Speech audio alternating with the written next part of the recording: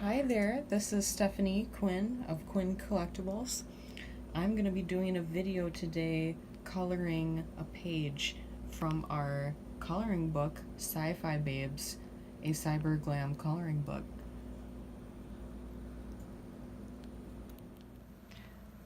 This is the book we're going to be coloring from today. This is Sci-Fi Babes, a Cyber Glam Coloring Book by Stephanie A. Quinn. That's me, from our company Quinn Collectibles. This is the back. So this is actually the book copy that I've been coloring. Let me just flip through a little bit, show everyone a few of the other pages that I had already colored in here to give you some ideas if you already bought this book. It's definitely my favorite one so far.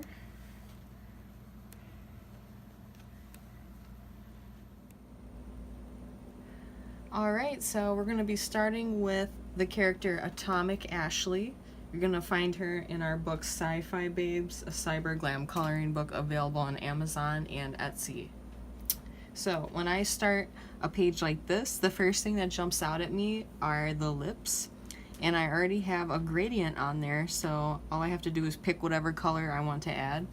And for this one, for some reason, it calls to me that she needs a very dark red. So as you can see, I'm grabbing Pomegranate, is technically the name of this Prismacolor pencil.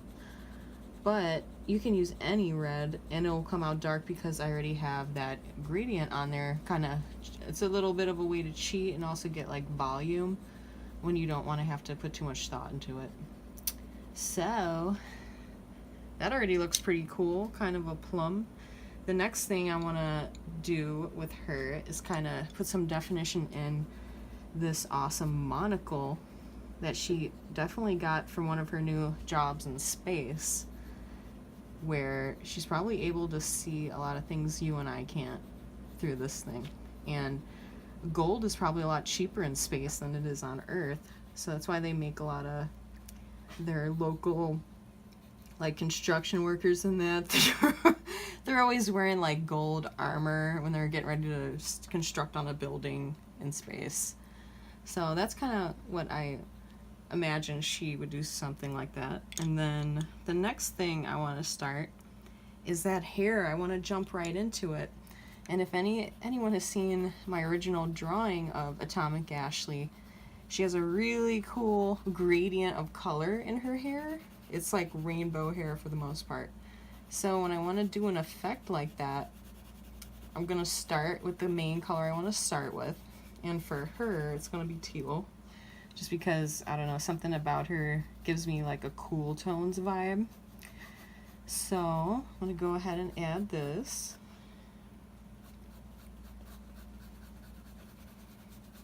And I'm going to start with thicker lines and kind of go into more thinner spread out lines, kind of spreading out the pigment, if you will, giving some dimension to her like transition in color.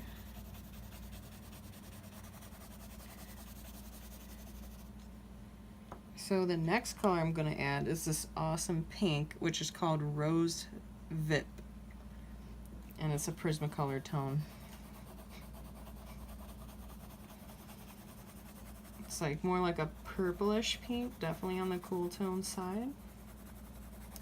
So I'm just kind of doing motions like on a more lighter side than heavier side because I want to blend it into that teal and give it sort of like a tie-dye look.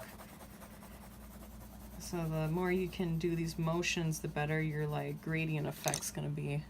And it's more of a light touch than a stronger touch. Doesn't that look cool? Look at that pink blending with that teal. I happen to work with a person who has hair just like this. It's teal and pink blended together. I've always wanted to try a crazy unicorn kind of hair color, but all I can handle is pink right now. Just straight up pink. I don't know why. Alright, so the next one I want to jump into with is going to be a little bit more of this orange.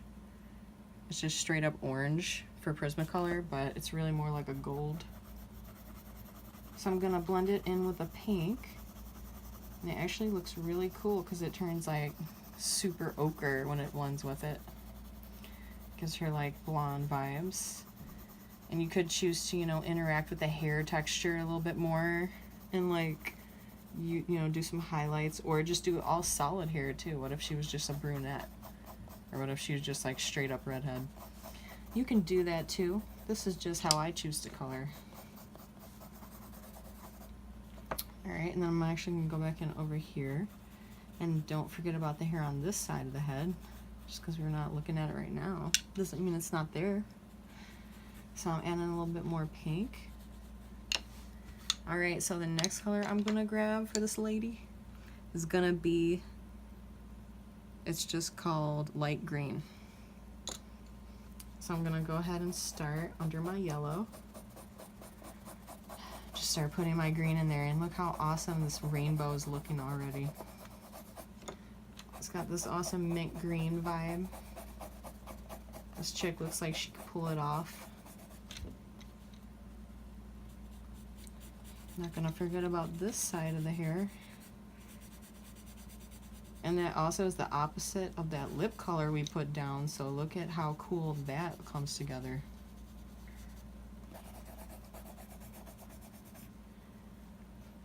Alright, so I think I'm going to take that green down all the way to the bottom. And then do the same on this side.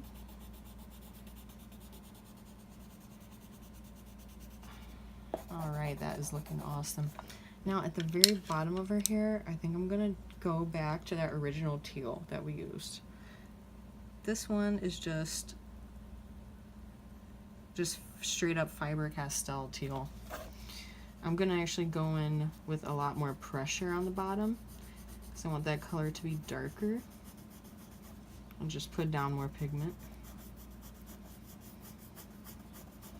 And look at all the volume that it gives it. Oh my god. Looks like the hair is 3D. It looks kind of like the ocean.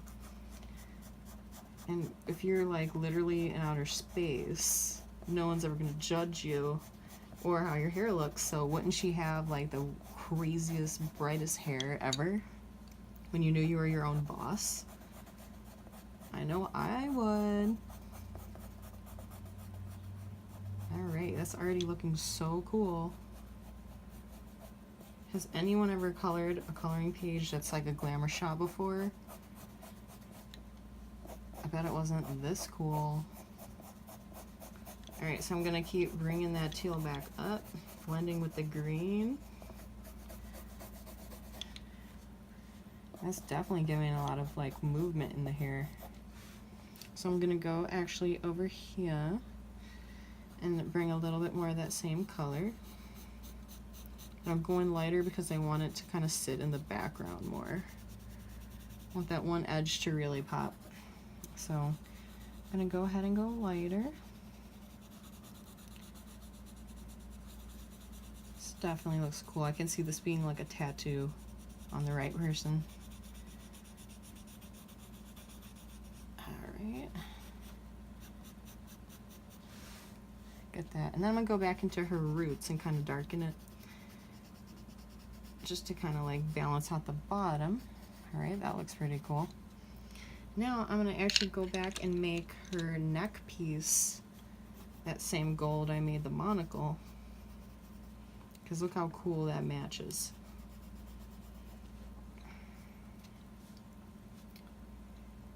This character was inspired by just kind of like that unicorn hair trend, and sort of taking it to a sci-fi level and thinking, oh, you know, how cool would it be if, you know, this had this kind of hair, or that character had that kind of hair.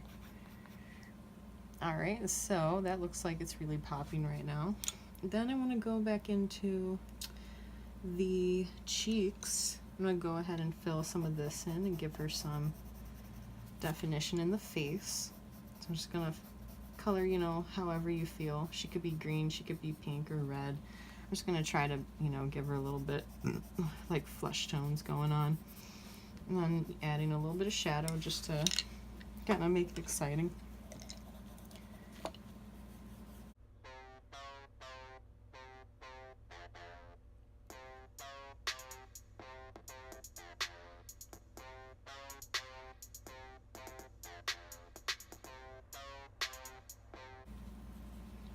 So I'm adding a little definition in the nose, just giving it some more shape.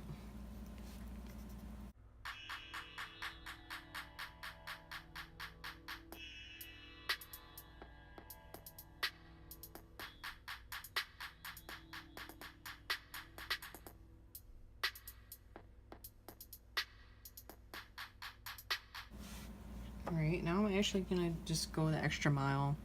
And I like this color Black Cherry of Prismacolor. And I'm going to go in and just do some more like kind of definition in the cheeks. Make it look like she got some nice blush on. Which of course she would if she's got that kind of hair. You know she's going to have some awesome makeup.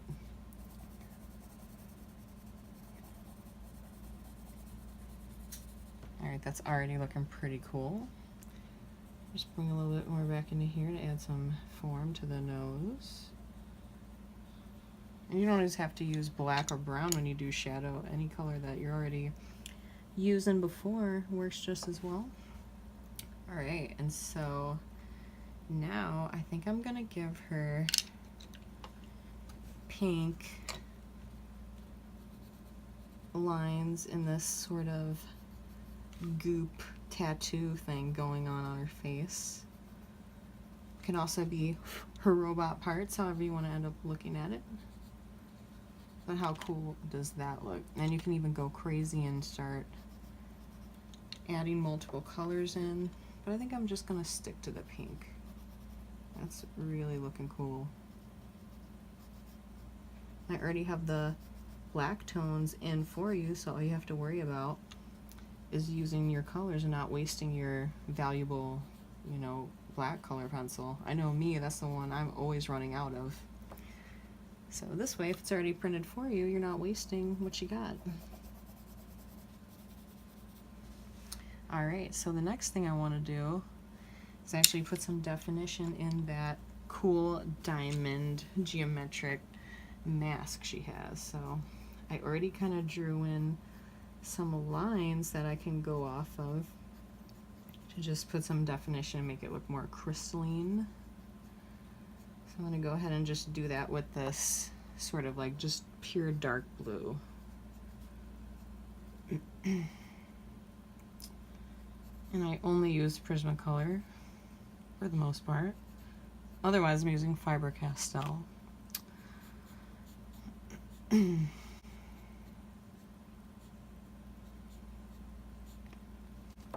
Alright, we'll go ahead and add some over here. Just making little diamonds.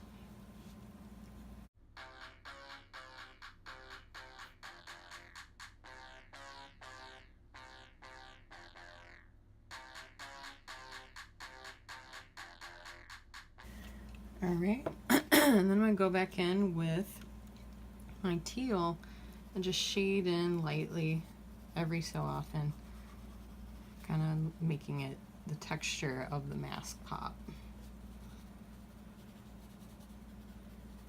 Of course it's reflecting all the colors that are around it, so we're going to go back in with some pink and just kind of add a little bit more definition in there too.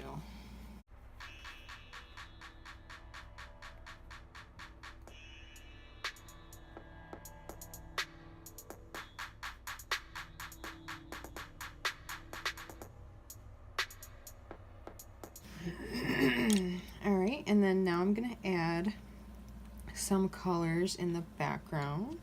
I think I'm just going to go back to that dark blue. Personally, I can't resist. I want to add a little shadow under here. Now I'm going to go and just fill this in. I'm going dark blue because I was going to pick the color that makes her pop the most, and I don't want to just use black, because usually you just give something a black background and it will super pop, but then it's like everything looks the same. So go ahead and use a darker color. That way you could just end up doing a lot more with it visually. You could always just keep making it more and more, I guess, heavy, and just add more to it. So this can be seen as like a cloud or just some cool like paint on the back wall.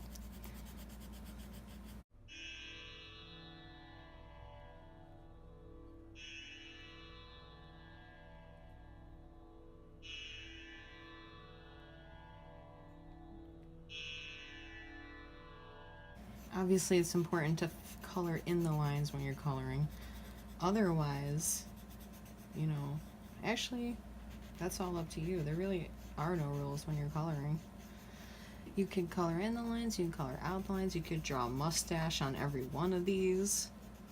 It's up to you what happens with your coloring book once you buy it. That's one of the awesomest parts of it.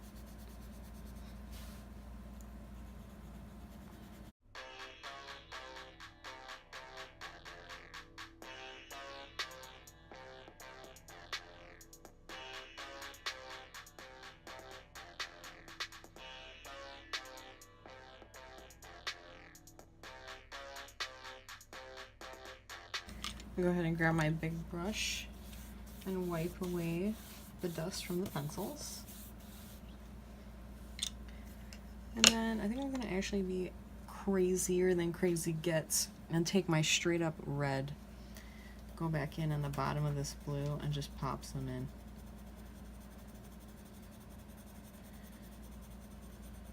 And I'm gonna do the same a little bit up here.